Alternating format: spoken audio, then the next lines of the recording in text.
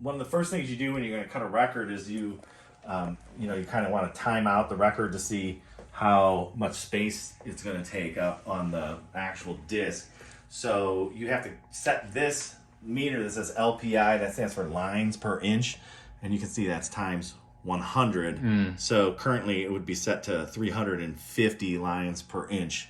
And so the longer the record, the tighter you have to squeeze these together. So, sometimes we cut at 400 lines per inch, but if the record's really short, you can cut it you can space the grooves out a little bit farther apart. So, but what you can see if I set this, say, to 300 when there's no audio going through the machine, then if I start the audio... Oh, this is great because of the heavy drums, and it is metal.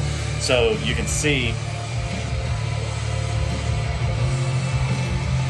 And then if I turn the audio off, it'll return back to that 300. And then when I start the music again, it spaces the grooves out.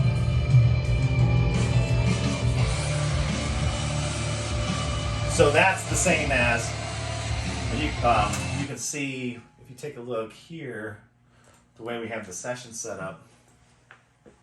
So you can see these two are delayed behind this particular one. So this is the one that's feeding this.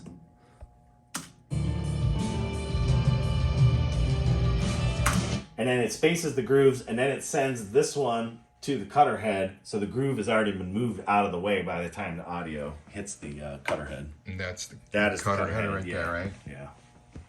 And is that Neumann or? That is Neumann. Yeah, that's called an SX74 cutter head. That was probably the most advanced cutter head that was made, and to this day people still cannot recreate those things. There's guys that have been trying for years, and it's still kind of the top of the heap in terms of audio reproduction.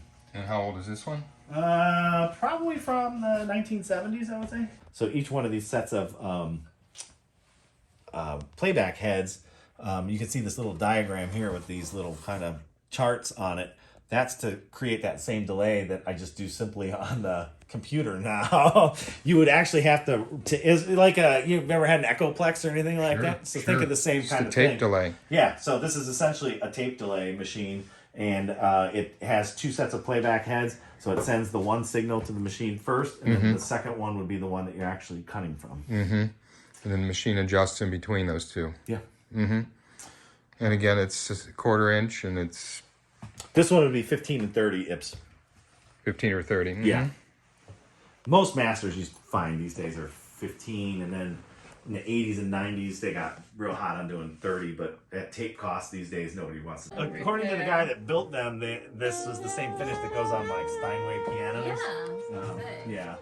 And obviously they've seen some. Yeah. They're heavy too. They weigh what, like 230 pounds each or something? Something like that. 230, 250.